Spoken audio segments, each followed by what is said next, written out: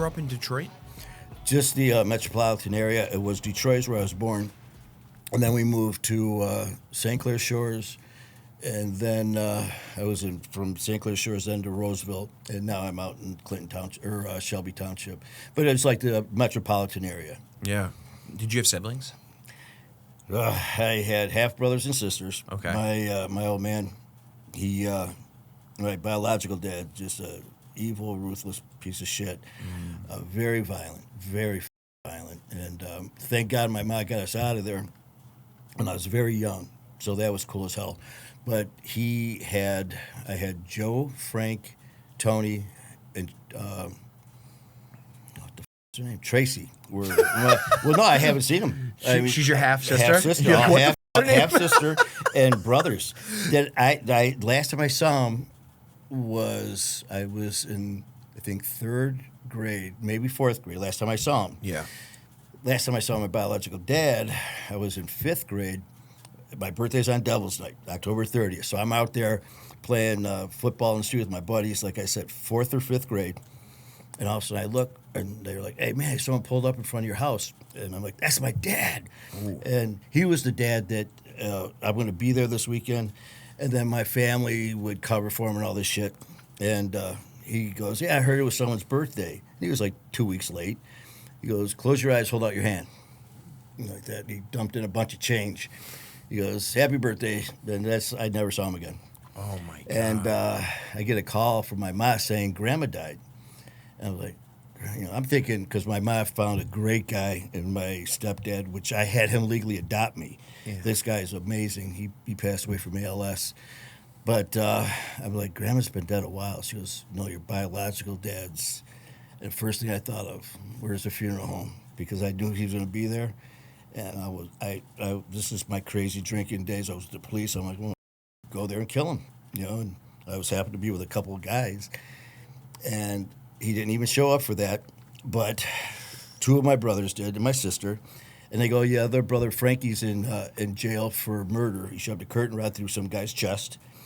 And it was a little while after that. It was like a week later, I get this phone call from this girl saying, don't hang up. This isn't a prank. I'm your sister, Kat. And she goes, Dad was with I'm like, whatever. She goes, our brother Joe got killed last night by his wife's drug dealer. And I was like, and I haven't seen these people in all this time, but so yeah, and I haven't seen them since. Yeah, it's crazy. And what was high school like for you? See, hearing your story now, it was so relatable because with me, sometimes when you're dealing with addiction, all that shit, or drinking, you think of these broken homes and terrible stuff. Yeah, I had a bad childhood as far as when it's starting out, but my mom got us out of there. I lived with my aunts and uncles, surrounded by nothing but love from the day all awesome. The way through like grade school up through high school, and I've always played baseball and hockey were my thing, and I was fortunately pretty good at it. So I was always getting moved up leagues and stuff. So I had older friends. So that's all I concentrated on, especially hockey. And through high school, that's all I did. I mean, we'd go to parties. I'd have a few beers and that, but I'm old, man. I mean, I graduated in '83. I'm old. And back then, we were dealing with like smoking dope, doing blow, and then late '80s is when crack was really starting to hit. But all this other shit now, with thank God wasn't there. Never touched the needle ever. And I did, like I said, sports consumed my life. I've had 49 surgeries. 49? I've had my right knee, right hip, right shoulder replaced since last October. From October 1st of last year till this past October, I've had 6. I was working out, tore my left tricep tendon. I was benching, snapped that. Oh. They went in 5 days later, reattached it, put in 2 bolts. A month later, I ripped it in half again. They put in 3 bolts. And then in April, they went through my side and put in a cage, 2 plates and 4 screws into my back. 2 months later, the cage pulled out of my spine. They went back in, took that out. While I was recovering, I had both hands done because I had so much scar tissue from some extracurriculars over the years. So, yeah, just in the past year, 6 surgeries from that. Like I said, plates in my face, all over the place, and Holy it's crazy. In fact, you go to the airport with me, I You gotta go, go through the listen, special. I've got a shit ton of implants and stuff, and I was telling OG out there, I'm like, yeah, every time I go through, I tell them, and they're like, okay, and I step aside. Well, it showed up hot on the screen. We have to pat down your groin area. I'm like, wait a minute, man. That's pretty much the only place I haven't had surgery. And they're like, every time. It's like, like we could go into a room if you don't feel comfortable. I'm like, if you're gonna cop and feel, man, let's do it here. But can you at least give me a little smooch first? Take me to dinner. But That's so that's funny. crazy though. So in high school, you were a standout hockey player. I busted all the way through high school, and then had, like I said, yours was your shoulder, mine was my knee, and that's why I hear like some with AJ and all that shit with the the Trashers and all that. Who he was talking about that? It was like aha, and yeah, man, it went from tearing that up to when I came back, it just wasn't the same, man. Yeah, and. So you graduate high school. From there, do you go right into? Did you need credits to go into the police academy? See, I never went to college, man. I got I got recruited by Ohio State for hockey, and during my recruiting, training camp, blew my knee again. So there goes, there goes that scholarship's done. So I decided to who needs college? So I just find it. Job to job, just doing whatever until I could figure out what I was going to do when I grew up. And I was always had family that were in law enforcement, also firefighters. And I remember in high school, in ninth grade, they said, what do you want to do by the time you're a senior? Then by the time you're 21, 25, like just down the road. And remember in ninth grade, I wrote, I want to be captain of the hockey team by the time I'm a senior. By the time I'm 21, I want to be an EMT. By the time I'm 25, I want to be married with 3 kids. Well, I've been engaged 3 times, but never married. Marriage is for married people, man. But so here I got to be captain of the hockey team, and I ended up going in. I worked for St. John Hospital. I did like physical therapy. I went through training to do rehab. Just be careful with hitting because it echoes into this. Into that, yeah. And so I took some courses as a trainer for physical therapy, so I was doing that. And I always wanted to lean towards law enforcement, but I got this job at the hospital, and I started working in ER and took some courses there, but I didn't get certified as an EMT. But I could still perform as a lot of the duties.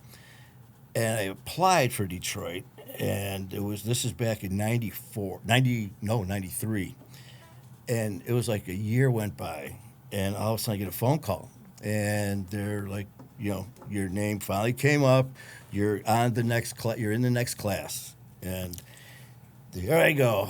And but it's different. It wasn't through like a college. It was the actual Detroit Police Academy, just like they have the State Police Academy. Mm-hmm. So no college. I mean, you just went in there, but it was. The Detroit Police Academy is compared to like one of the top as far as I was never in the military. And I walk in there, next thing you know, we're wearing khakis. You have to have, the military press. You have to have spit shine shoes, stand fast, right? And I was like, stand fast, what the fuck? It's military shit. We had 60-some people within the first 2 days. We had like 3 or 4 quit, and then it was just intense. And I had people that were in my class that were military. They said, this is basic, like boot camp. This is what we did. So, some people will say, Detroit or whatever. They're very, very well polished as far as what we had to go through. And so that's what I did. And like, I don't know if I was telling you earlier, I knew I was screwed, man. Graduated on Friday the 13th, assigned to the 13th precinct. Badge 3130, born on Devil's Night. It was like, shit. But, it was a wild time. Unfortunately, with issues with drinking and all that stuff, kind of makes you make bad decisions. And so you get out of the academy. Now, Detroit, there are some rough parts of Detroit. What was it like being a cop right out of the? How long were you a cop for? How many I years? was only there a couple of years. Okay. Because we have some incidents that happened. Yeah, I wasn't there that long, but you are absolutely right. Some of the areas, and you know what? That's a lot of these big metropolitan areas as well. But growing up with police officers in the family, man, it was strict. It was like you saw a cop or a fireman, you waved, saluted, whatever, total respect. I remember my first day after the academy, we're driving down Woodward, man, main strip of Detroit, and look over and see these young kids, probably 10, 11, on their bikes. Look over, and here I am, a minority, and as a white officer in a predominantly black department. But, you know, they look over, they're like, fuck you, 5-0. And I'm just like, what the? You know, and I'm just laughing, thinking the way that the society brought up and the way that, you know, police and fire looked at. But yeah, some of the areas, I mean, it's an eye opener, man, and the violence and the stuff you see, and that also contributes to abuse with drugs and alcohol. There's a huge rate of alcohol with first responders. Yeah.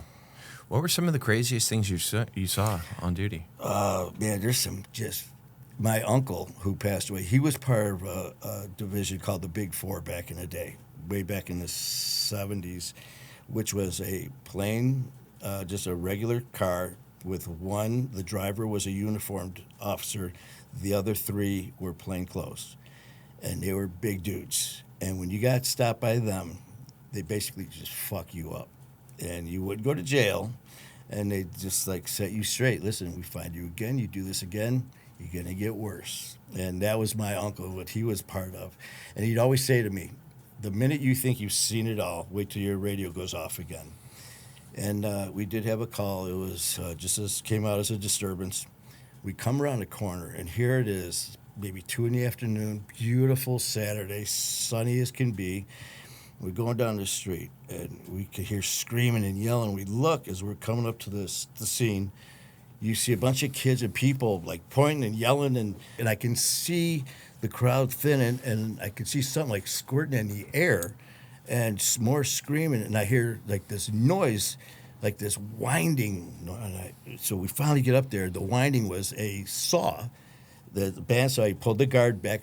What this guy did is he brought 2 horses out, some plywood, thought it'd be a good idea to kill himself by cutting his head off, pulls the guard back, lays his head down in broad daylight in front of the neighborhood kids. Well, as soon as he does that, he hits the carotid, right? So it spasms. It goes right into his spine where it jams.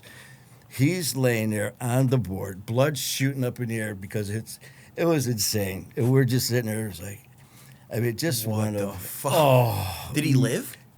dead, all gone. I mean, it looked like a gusher. By the time we got there, and it was insane. Yeah. And but I remember my uncle saying that when you think you've seen it all, wait till your next radio call. And it wasn't soon after that, man. There was a chase, and there was an individual who was on a bike, and you know the car haulers that they have all the different levels where the new cars. Yep. He hit that on his bike, Motorcycle which is like going bike. through Yep. a like cheese grater, and there's basically like bits and parts all over the place, man. And it's just like you just numb yourself to seeing this because right there's enough to just fuck you up. But now you're like your radio goes off again, so now you got to just put that on a back burner and go to your next call. And you see a lot of stuff. And my first day, I remember I got in a gun run, my very first run, my first call. This guy runs out. And just the way circumstances were, he didn't see us. He's running between houses with a gun. Next thing you know, they're like, gun, Manny, get him. So I'm jump man, so I'm chasing him. He ends up getting away. And like the next 2 calls, there was a couple of fights. It was a crazy first day. I was engaged at the time, and I came home, and I'm like, I can't wait to tell my fiance what happened. And she, as soon as I walk in, just the relief on her face, I'm still alive. And I go, man, you're not going to believe this. There was this gun. And I'm just going on and on, all this intensity and insanity that just happened. She's like, I don't want to hear it. She's horrified. She goes, I don't want to hear about this. And I didn't think about it at the time. Next thing you know, it came up again to talk about it. I don't want to talk about it. So now I can't talk about it. So I go to the bar, with my buddies. And we're just getting hammered because they can associate with what we're dealing with every day. And even when I was with EMS, the stuff you see, and there's a lot of issues with addiction and first responders, because you see a lot of stuff, and you're only human. Just because you wear a badge and a uniform, you're not Superman. Did you ever have to pull your gun and shoot? I've had to pull it many, many times because of certain things. I can't discuss certain things. I've never had to deal with a shooting, active duty, on duty. Leave it at that point. But it's funny you say that, though, because my cousin used to work with Sterling Heights Police. And a couple of his people that I knew came on the same time in Sterling Heights as I came on in Detroit. And there was a benefit for Sterling Heights Police at their FOP hall. And I took about 5 of my guys from Detroit. We went there for this benefit. And we're talking to some of their guys. And we're just talking about how crazy things were. And I had a few of my guys and my one friend from Sterling were talking. He goes, yeah, it was a crazy week. He goes, yeah, we had to pull our guns twice this week. And my partner, Dean, he goes, ooh, twice. It's like, oh, here we go. And he's like, well, how many times you got to pull your shit out or something like that? And he goes, Vitaly, he goes, how many runs did we have today? And I was doing the runs that day. I go, we had 12 runs. He goes, how many times do we have to pull our guns today? And I go, 10 times. And one day, 12 runs. And, of course, some days were different. Some days you didn't pull it. Maybe you didn't pull it for, a week, depending on the situation. But I still remember the first time I had to pull it and aiming at a person instead of a deer or you're hunting. Yeah. Actually, in the academy, you got to qualify. Different weapons, different things. You're shooting at a piece of paper. Now you're dropping bead on a guy's chest. And one mistake, and you're double tapping right into the chest. And it's a very... people talk a lot of shit about, oh, yeah, I'd handle that no problem, man. If I had a gun, someone do this, I would do this, this, and this. When you're sitting there and you're this far away of ending someone's life, it messes with you. It really does. It makes you put things into perspective. Were you shot on duty? No, no. It was just another Tuesday, for me. Like I said, during my issues dealing with addiction, I had that I could give a fuck attitude about you, anyone else, or myself, especially myself. I was in numerous fights and just didn't care. And made a lot of enemies and got in this altercation and had a little situation. I turned around, and when I turned around, this guy had a gun like right here. And I remember reaching up, grabbing it, and we're fighting, and all of a sudden, boom, he shoots. And it was right here. And luckily, I had it going sideways just as he pulled the trigger, so it was basically like a graze. But what happened was the barrel then went through here, and then the barrel came back and just shattered my orbital bone. And I was done. I went right down. And next thing I wake up in the hospital, and they ended up, the police did come. There was obviously a crowd by then. He was arrested for attempted murder. And I woke up in the hospital surrounded by family and friends. And I remember being filled in on where I was and everything. First thing I said is he still alive? Did someone get him? Or they're like, yeah. I go, okay, I know what I'm doing. I get out of here. Mm-hmm. While I'm laying there, just dealing with this situation, that was my mindset. I didn't care. I didn't care that I was still alive.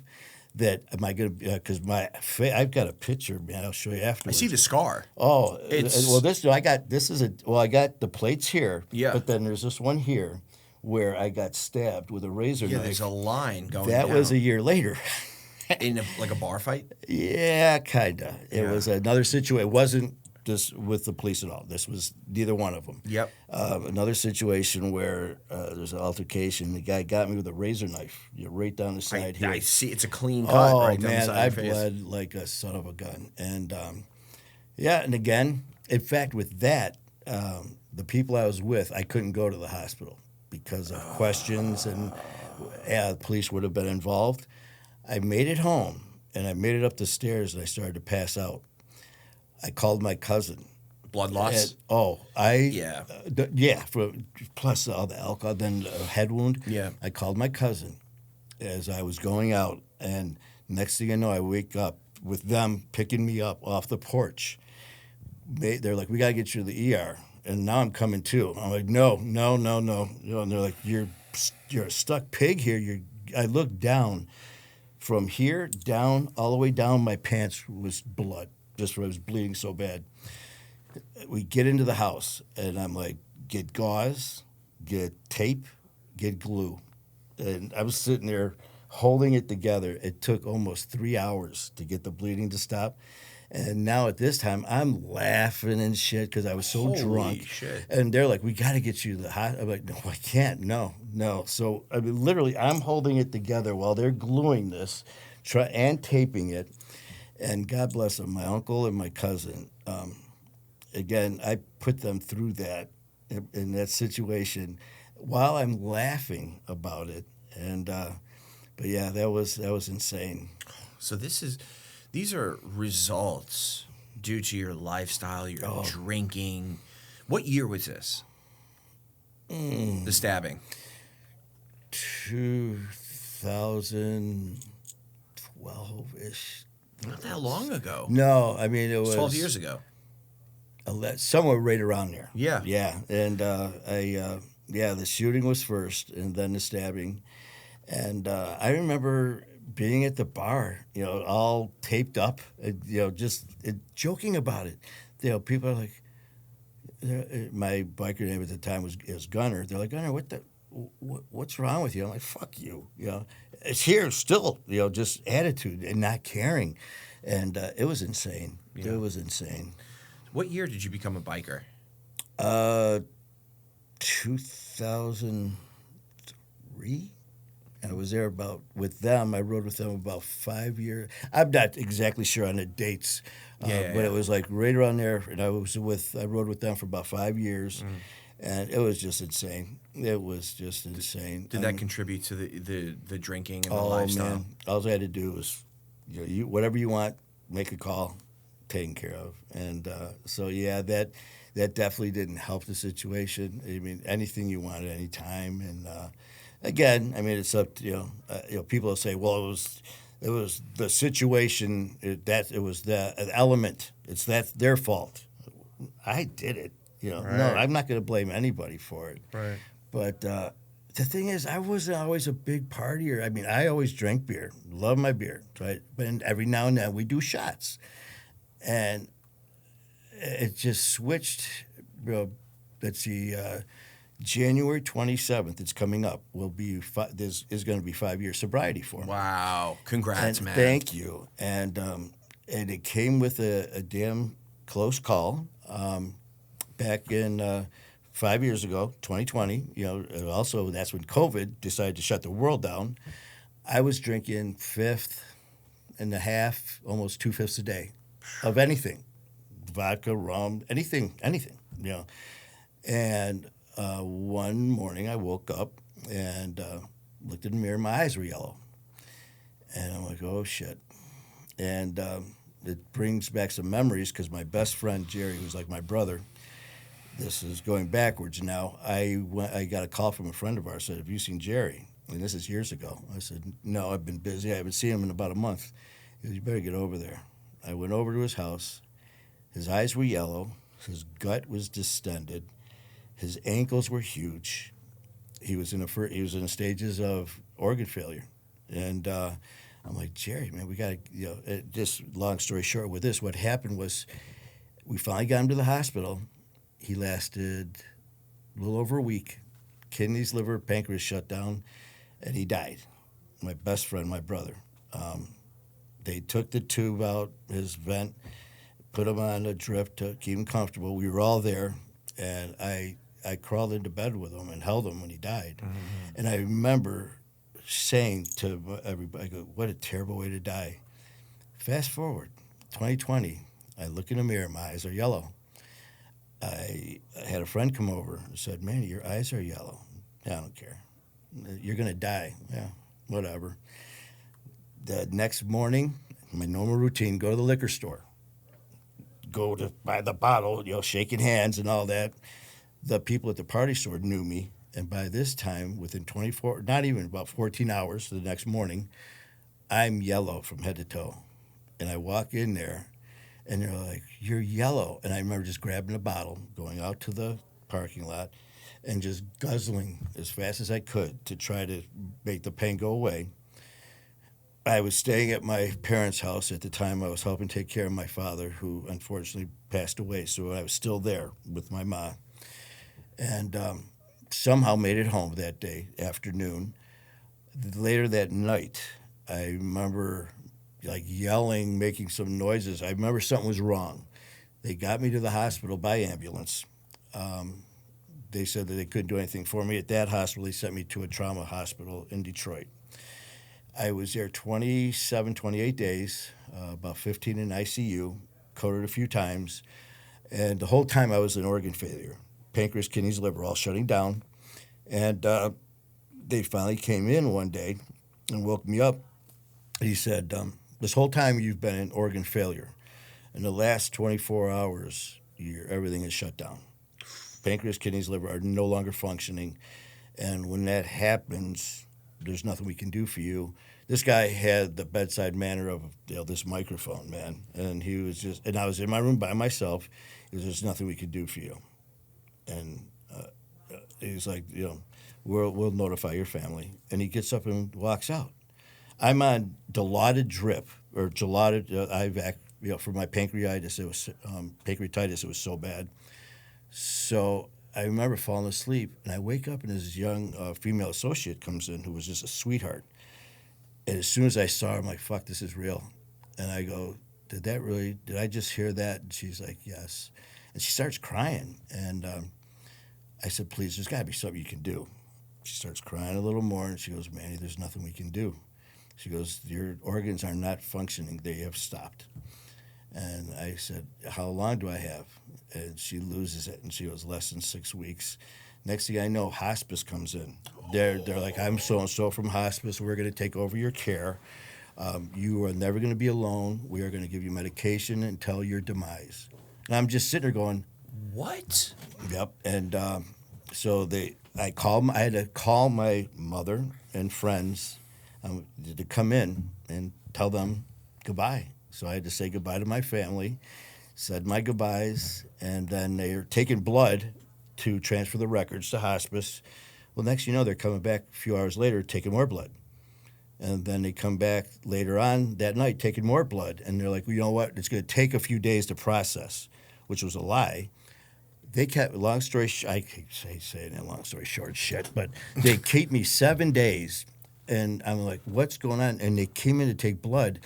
But every time there was more doctors in my room. And they wouldn't say, they're just looking at me and shit.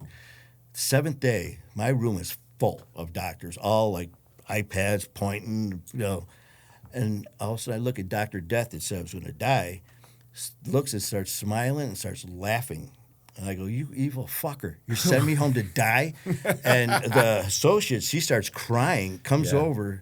She goes, Manny, we're sending you home to live. What? She said, when we told you 6 weeks, that was to give you enough energy to fight, to say goodbye to your family. We thought you were going to be dead within 48 hours. And we started taking the blood to transfer over to hospice, but we noticed fluctuation in your numbers, which should not be happening because they're done. Yeah. And they kept doing it.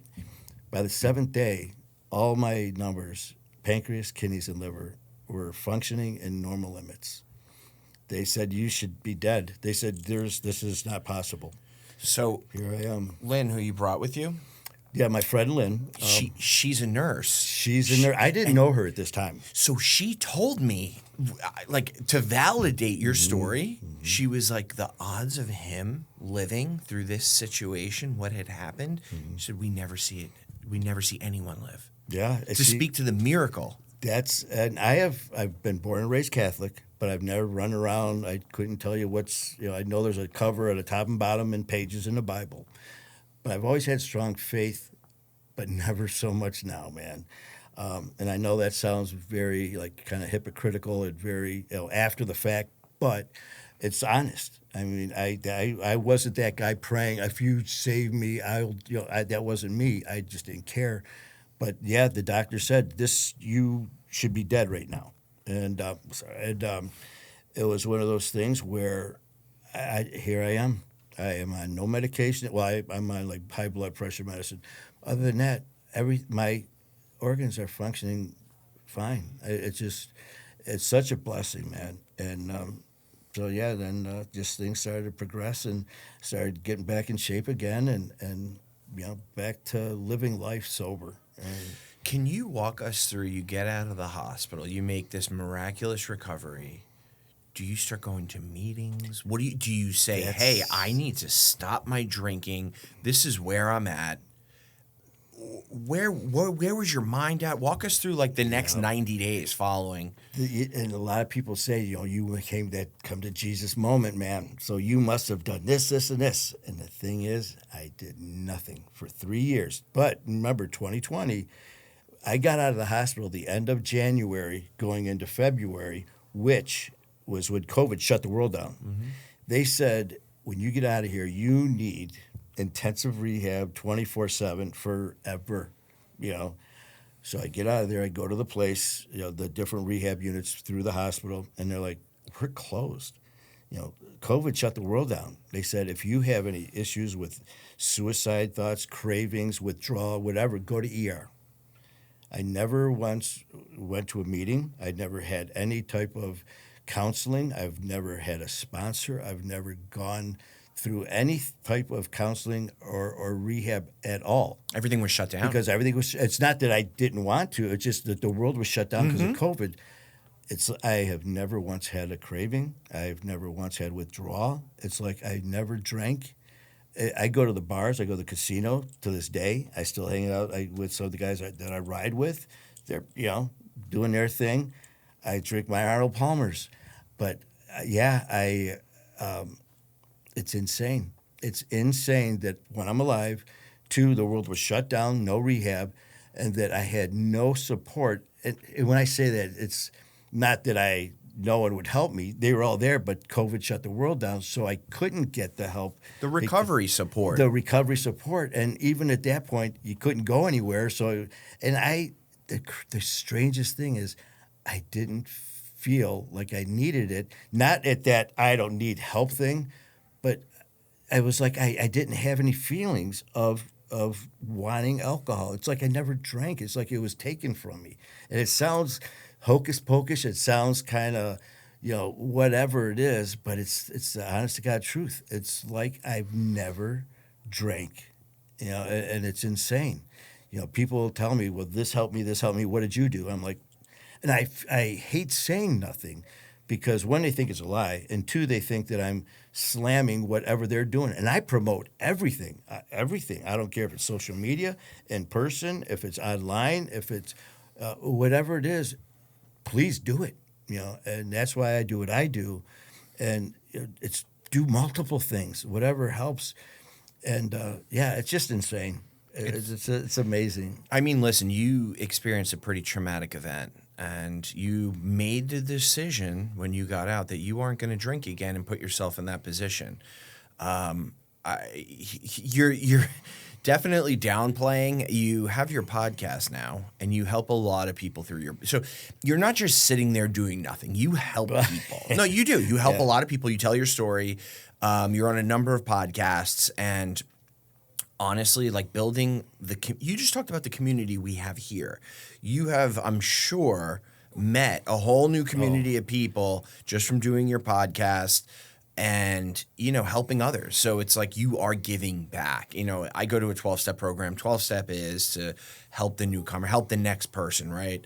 You're doing that. You're paying it forward. And that's what feels so good. And it was very hard for me to hear that from people. My Fight Our War is what I formed. And Well, plug the podcast. Yeah, My Fight Our War. Please check us out. We're on social media. We are on YouTube at Manny Vitale, My Fight Our War. And we have an amazing producer, editor, Matt Cronin, who is taking over everything. I had to throw that in there because I know it's so I am now he's going to be doing everything that I'm not. And so please check us out. The amazing family that has been formed with My Fight, Our War is absolutely incredible. The stories that we share with each other are stories that we have never told our closest friends or family. And hearing some of these messages that I get from people saying, you're amazing. You started this family. And I was like, no. We. This community. Is not I go. This is not I and me. It's us and we. Yeah, of course. And so that's how I always push it. And I get the glory part though of meeting you, meeting Ian, doing these shows. This is the great part of it. But it stems with family and dedication and support, and that's what we have. And so, yeah, it's an amazing feeling. What's the most beautiful gift that has been given to you since you got sober? Appreciating my family, realizing what was always there, but not realizing it because of the blurred vision. Awareness. Of awareness, and seeing it. And it's been right in front of me all these years. And then knowing that the little things that we do in life, a simple hi, sometimes not saying a word, listening, lending support, whatever way that is, and seeing the difference we can make in other people's lives is the most rewarding for me. I had a message from one of our family members. This was intense, man. I'm reading this, and it said, Manny, I just want to thank you. I know I've told you many times you've changed my life, and going on and on. And then there was another message from her daughter saying all these really nice things. And then another message, it's saying, you don't realize what you did. I was going to kill myself tonight. Oh, she goes, I watched your video. I did my story, my testimony, and she watched it. She said she watched it over and over that night. And she reached out for help and is now alive and doing well. And hearing that my story did that was, I didn't tell a lot of people that. Tell them now, no, but because I don't ever want anyone to think this is self-gratification for something like that. But sharing that just shows our words can help so many people. I've never met her. I don't know who she is. Mm-hmm. She saw my story. She heard my words, just like your story, your words. It touches so many people at so many levels. It's truly amazing. Yeah. Well, dude, your story is absolutely, one of the craziest stories that I've heard. And, the odds, you were able to beat to live, given the position you put yourself in because of your drinking and your lifestyle. Do you believe in God today? I always have. That's the one thing. I've never had that aha come to God moment where, if you help me this time and all that. I've always believed in God, but it was always like, because that's how I was brought up as this Italian, the Catholic religion. Yeah. But looking at my life, obviously, after the shooting, the stabbing, my appendix burst. I had sepsis. My lungs collapsed during a surgery where I wound up in both of my lungs collapsed and now are permanently scarred. I had issues with my throat. That's why sometimes I get raspy and stuff like that. I've had people say, after your blessing, you should count, me. I said, I've been blessed numerous times.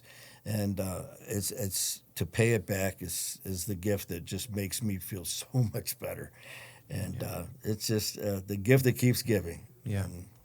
If you had one piece of advice to go back and give the listener who was in Manny's position about 20, 25 years ago, what would it be? During that momentary sobriety, looking through those blurred eyes, take a step back and look at life and really look at it. Look at what's right in front of you. Don't look at what you think you can't get or what's unachievable. Look what you already have and the appreciation for your family, your friends, your job, life, your health, all these things that sound so silly they're such gifts. I mean, I every day I wake up, I see the sin. Every morning, man, I thank you, God, for opening my eyes. I say my morning prayers, but all throughout the day and at night, I say my night prayers. But pray for my family and friends. Thank you for letting me see the sun come up this day. And it's just not even so much praying, but just talking to God, and it's like just an old friend. It's just a comforting feeling, and thanking Him for whatever reason I'm still here after all I've done, to be worthy of this. There's something out there for me, and I'm sure as hell going to find it. And I think I have found it. I know what it is. It's doing this, and it's meeting you. It's meeting Ian and Matt and all these amazing people, and banding together, man. Manny, thank you very much for coming on. I really do appreciate it. Plug your podcast one more time, just in case anyone missed Definitely. it. Please check us out at My Fight Our War. You can find us on social media, on Facebook, at YouTube at Manny Vitale, My Fight Our War. And again, Matt Cronin is going to be putting together TikTok, Instagram, and a couple other different things. We are going to be dropping shows once a week. We're going to continue with the lives. So, yeah, check us out. Thanks, Manny. Thank you, brother. I appreciate it, man. I really do.